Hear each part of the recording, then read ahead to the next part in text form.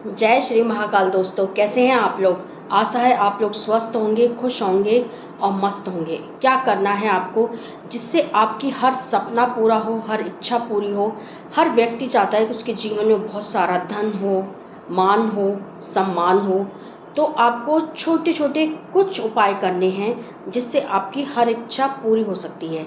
क्या करना है आपको, शुक्रवार के दिन खास तौर से महिलाओं को काफ़ी अच्छी तरीके से रहना चाहिए, सज संवर कर रहना चाहिए, मांग में सिंदूर भरना चाहिए। लाल कलर का ज़्यादा से ज़्यादा प्रयोग करें, जैसे कि रेड कलर का कुर्ता होना चाहिए, रेड कलर के कपड़े पहने, रेड कलर की साड़ी पहने। और आपको क्या करना है, जितना हो सकता है अपने घर को साफ स्वच्छ रखें। वस्त्र कभी भी हमें उतरे हुए वस्त्र नहीं पहनने चाहिए कि हमने कल ही वस्त्र पहन लिए और आज हम इन्हें पहन लेते हैं। और आपको क्या करना है, दूसरा नंबर का, आपको पहले तो शुक्रवार के दिन रेड कलर के वस्त्र पहनने हैं। पुरुष हैं तो शुक्रवार के दिन घर में ज़रूर कुछ मीठा लेकर आएं। कुछ भी हो, कुछ भी मीठा ज़रूर लेकर आना चाहिए उनको। और जब भी हो अपनी पत्नी को अपने हाथों से शुक्रवार के दिन या तो पैसे देने चाहिए या फिर उसके हाथ से, अगर आप किसी ज़रूरी काम के लिए जा रहे हैं तो कुछ पैसे आपको उसके हाथ से लेने ज़रूर चाहिए। शुक्रवार के दिन घर में एक खुशबू होनी चाहिए, हर जगह से खुशबू आनी चाहिए, किसी भी जगह से कोई गंदी स्मेल नहीं आनी चाहिए। दूसरा आपको क्या करना है कि शुक्रवार के दिन कुछ मीठा तो आपको लाना ही है। आपने पूजा की या आप किसी मंदिर गए और वहाँ से हमने काफ़ी लोगों को देखा लड़ते झगड़ते चले आ रहे हैं, किसी भी बात पे आपको लड़ाई झगड़ा या कुछ भी होता है, आपको उस दिन कलह नहीं करना है। उस दिन तो क्या, अगर आप पूजा पाठ करते हैं या मंदिर जाते हैं या कोई धार्मिक अनुष्ठान होता है आपके यहाँ और आपके घर में किसी भी बात पर वाद विवाद हो रहा है, कलह हो रहा है, तो आपका अनुष्ठान भंग हो जाता है। सबसे पहले आपको अपने घर में कलह का वातावरण नहीं रखना चाहिए। जितना भी हो आप प्रेम के साथ रहें, खुश रहें, प्रेम के साथ रहें, खुश रहें। दूसरा, शनिवार के दिन अगर आप पीपल के पेड़ के नीचे दीपक जलाते हैं तो आपको सरसों के तेल का दीपक जलाना है। एक बात याद रखिए, कभी भी हम पितरों के लिए दीपक जलाते हैं तो हमेशा लंबी बाती का दीपक ही हमें जलाना चाहिए, लंबी बाती ही हमें जलानी चाहिए। कभी भी माता का या माता लक्ष्मी के लिए हम दीपक जलाते हैं तो हमें लंबी बाती का ही दीपक जलाना चाहिए। इससे क्या होता है, आप माता लक्ष्मी के आगे लंबी बत्ती का दीपक जलाते हैं तो आप चाहते हैं कि हमारे घर में अखंड लक्ष्मी का वास हो।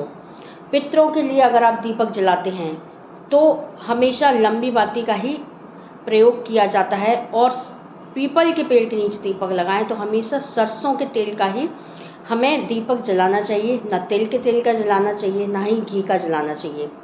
शनिवार के दिन आपको समी के नीचे सरसों के तेल का दीपक जलाना है। लेकिन याद रखें, शुक्रवार और सोमवार के दिन आपको गाय के घी का दीपक जलाना चाहिए शमी के नीचे। अगर गाय का घी आपके पास अवेलेबल नहीं है या गाय का घी नहीं है तो आप तिल के तेल का प्रयोग कर सकते हैं। तिल के तेल का आप दीपक जलाएं शमी के पेड़ के नीचे। बेलपत्री के नीचे आप तिल के तेल का दीपक जला सकते हैं, घी का दीपक जला सकते हैं। लेकिन कभी आप सरसों के तेल का दीपक कभी मत जलाइएगा कि अगर आप बेलपत्री के नीचे दीपक जलाते हैं और आप सरसों के तेल का प्रयोग कर रहे हैं। तुलसी माँ के नीचे भी आपको घी का दीपक जलाना है या फिर आप तिल के तेल का प्रयोग कर सकते हैं। अगर आप चाहते हैं कि आपके घर में सुख शांति समृद्धि रहे तो सबसे पहला नियम यही करना है कि आपको अपने घर को स्वच्छ रखना है। उससे क्या होता है कि राहु जो होता है, कलह का राहु हमारे घर में वास करता है तो हमारा मन खिन्न रहता है, किसी भी चीज़ में हमारा मन नहीं लगता है। उससे क्या होता है, जब हमारा किसी चीज़ में मन नहीं लगता तो कलह का वातावरण रहता है, कोई चीज़ हमें अच्छी नहीं लगती है, किसी चीज़ में इंटरेस्ट नहीं आता है हमें। दूसरा, अगर आपको लगता है कि आपके शत्रु बहुत हैं और हर जगह आपके लिए षड्यंत्र रचे जा रहे हैं, आपके खिलाफ बहुत सारी चीज़ें योजनाएं हो रही हैं, तो आप शनिवार को काले तिल डालकर दीपक जलाएं। और अगर ज़्यादा ही आपको शत्रुओं से परेशानी है तो आप किसी मंदिर जाएं और एक सुपारी लेकर जाएं, सुबह के समय जाएं, 12 बजे से पहले आप कभी भी जा सकते हैं। एक सुपारी लेकर जाएं, हनुमान जी के चरणों में रखें, हनुमान जी के चरणों का सिंदूर लगाएं और अपने मन में कहें, जो भी आपके शत्रु हैं या आपको ऐसा लगता है कि परेशान कर रहे हैं, उनके बारे में सोचें और अपने मन में जो कहना है वो कहें। मंदिर से उठें तो आप उस सुपारी को लेकर उठें, मंदिर के बाहर जाएं और मंदिर की तरफ उस सुपारी को आपको ऐसे पीछे की तरफ फेंक देना है, फिर पलट के नहीं देखना है, सीधे आपको अपने घर आना है। हनुमान जी सब संभाल लेंगे, जो भी आपके शत्रु हैं या कोई भी आपको दिक्कत है, हनुमान जी आपकी रक्षा करेंगे। शुक्रवार के दिन हमेशा आपको जय माँ लक्ष्मी करना है, जय माँ लक्ष्मी। अगर आप कोई माला करते हैं तो आपको कमल कट्टे के माला से ही माता लक्ष्मी का हमेशा मंत्र किया जाता है। अगर माँ लक्ष्मी का आप मंत्र कर रहे हैं तो कमल कट्टे की माला से ही किया जाता है। श्री कृष्ण भगवान का मंत्र करते हैं तो आपको तुलसी की माला से करना चाहिए। शिव जी का मंत्र करते हैं तो आपको रुद्राक्ष की माला आती है, उससे आपको शिव जी का मंत्र करना चाहिए। दूसरा, आप बहुत सारी चीज़ों में गलती कर देते हो। कैसे कि आपके यहाँ तुलसी है, अगर तुलसी पे आपके काफ़ी सारी मंजरियाँ हैं तो मंजरी आते ही आपको तुलसी से हटा देनी चाहिए। और काफ़ी सारी अगर आपके यहाँ तुलसियाँ उगाई हैं तो आप समझिए आपके घर में कोई बहुत अच्छा शुभ कार्य होने वाला है या फिर कोई अच्छी खबर आपको मिलने वाली है। तुलसी अगर आपके यहाँ है तो, आंवले का पेड़ है अगर आपके यहाँ, तो हर एकादशी पर आंवले के पेड़ में थोड़ी सी हल्दी डालकर जल आपको ज़रूर चढ़ाना चाहिए और अपने मन की कोई इच्छा है वो आपको बोलनी चाहिए। आंवले के पेड़ में खास तौर से ध्यान रखें, एकादशी पर थोड़ी हल्दी डालकर ज़रूर आपको जल चढ़ाना चाहिए। दूसरा, आपको क्या करना है, अगर आप चाहते हैं कि आपके घर में धन ही धन हो, सुख शांति हो, समृद्धि हो, और आप ये चाहते हैं कि आपके घर का जो वातावरण कलह का ना हो, तो आप जैसे कि पार्थिव शिवलिंग बनाइए।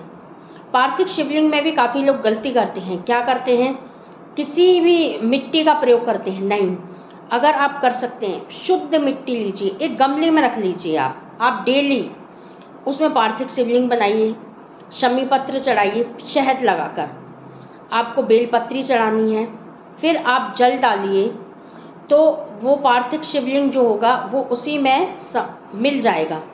फिर आप नेक्स्ट डे फिर से पार्थिव शिवलिंग बनाइए और अपनी इच्छा कहिए। ऐसी कौन सी आपकी इच्छा है जो आपकी पार्थिव शिवलिंग बनाने से इच्छा पूरी ना हो।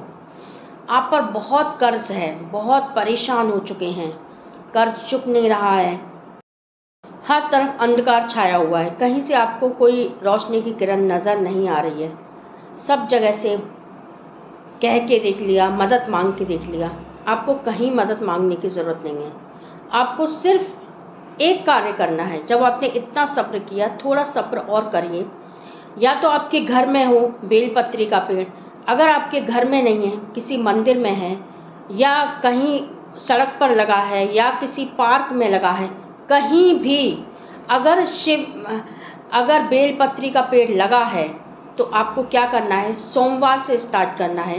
दीपक के नीचे थोड़ी शक्कर या थोड़ा सा गुड़ डालकर आपको सोमवार को ही सिर्फ ये कार्य करना है कि कुछ मीठा दीपक के नीचे डालना है और फिर आपको घी का दीपक जलाना है। 7:15 से 6:30 से 7:15 के बीच में आपको दीपक जलाना है। एक समय निश्चित कर लीजिएगा कि मेरे को इस समय दीपक जलाना है। अदर डे आप जैसे मंगल को जलाते हैं दीपक बेलपत्री के नीचे, तो आपको कोई भी मीठी चीज़ रखने की ज़रूरत नहीं है, सिर्फ दीपक जलाना है। सोमवार के सोमवार ही आपको कुछ मीठा रखना है। आप ये करके देखिए दोस्तों, 1 महीना भी नहीं होगा, आपके लिए कहीं ना कहीं से रास्ते खुल जाएंगे।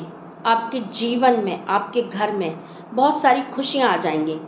हम ये जो भी छोटे छोटे ये आपको उपाय बता रहे हैं, अगर आप ये करते हैं, आपको इनमें से एक भी अगर आप उपाय करते हैं, आपके घर में खुशियाँ आ जाएंगी, आपके जीवन में खुशियाँ आ जाएंगी। क्या करना है, और आपको संडे का दिन है, आप सूर्य देव को जल नहीं डाल पाते हैं, ये सुबह बहुत जल्दी होती है, डाल सकते हैं तो आप जब भी स्नान करके आएँ, एक नियम बना लीजिए, आपने स्नान किया और आपने सूर्य देव को जल डाला। अगर आप नहीं डाल पाते हैं तो संडे को उसमें थोड़ी रोली, थोड़ा सा गुड़, थोड़े से अक्षत डालकर आप सूर्य देव को जल डालिए, आपको सम्मान मिलेगा, उपलब्धि मिलेगी, तरक्की होगी।